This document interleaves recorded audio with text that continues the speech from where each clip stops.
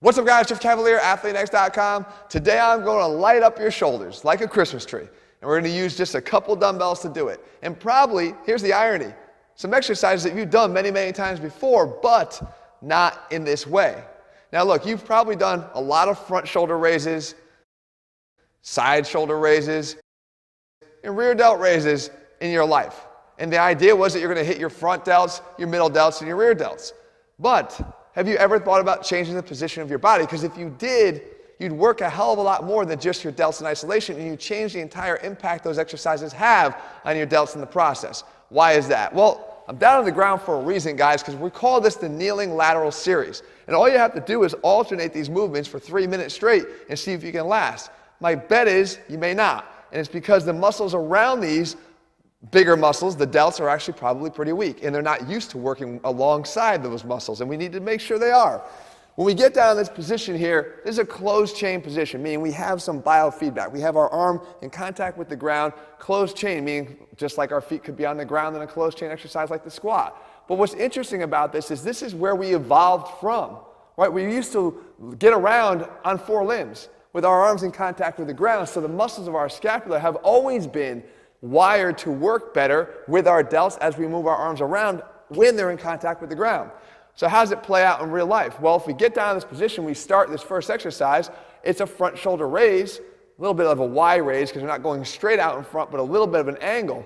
But why is this so interesting? Well, take a look. If I'm actually in this position here and I raise my arm up in front of me, at the top here, I do have gravity acting fully down on my arm, right, on the lever arm, and making my front shoulder, the front delt, work a lot.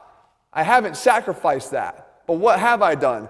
Relative motion. If I have my arm up here like this, now if I sit up, where's the position of the arm? It's higher than it was, right? Just because I have that lean forward. Well, if it's higher and we have elevation, the thing that instantly likes to kick in are the lower traps to assist in that. And that's what they're meant to do. They're meant to assist in stabilizing the shoulder as it gets up in front of your body and elevated. So we get that extra benefit by doing it down here on the ground that we don't get by just raising them out to here. Next movement, you can see me doing here the side lateral raises, alternating right and left. We'll get into how you do the exact series here in a second. What's the benefit here? Done kneeling. Once again, we're in this closed chain position here. When I lift one arm up, I have all my weight going through one arm, which is a better position here for stability through this arm and through the shoulder joint. But now when I raise up to the side, once again, I haven't compromised the effect that this has on the middle delt, but what have I done? I've incorporated the rhomboids. You can see them firing up here. You can see all the muscles of the back firing up. Again, in the way they're meant to. All these muscles attached to the shoulder blade. You can't move your arm without moving your shoulder blade. And your shoulder blade has a lot of different muscles attaching to it that are influencing its movement. So if we can incorporate more of them together to do the job together, we've got a better exercise. And all we had to do is alter the position of our body when we perform that exercise. Next, we move on to the rear delt raise. Now here, you guys know that we normally do this bent over. So there's really not anything beneficial being added here other than the fact that you don't need to transition. There's no transition time. You don't have to rest. You can go right into the exercise. And of course, I'm doing it the way I always show you to do it, and that is to get the arm into extension behind the body and get external rotation.